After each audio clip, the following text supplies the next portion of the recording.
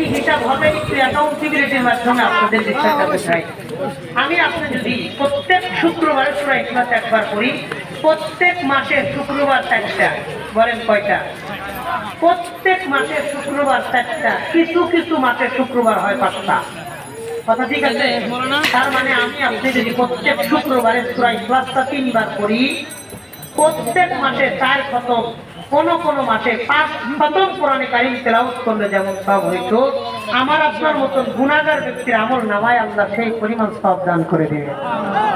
শুধু এটা না, এক বছরে 12 মাস, 12 মাসে 52টা সপ্তাহ, 52, 52টা শুক্রবার আছে একটা বছরে।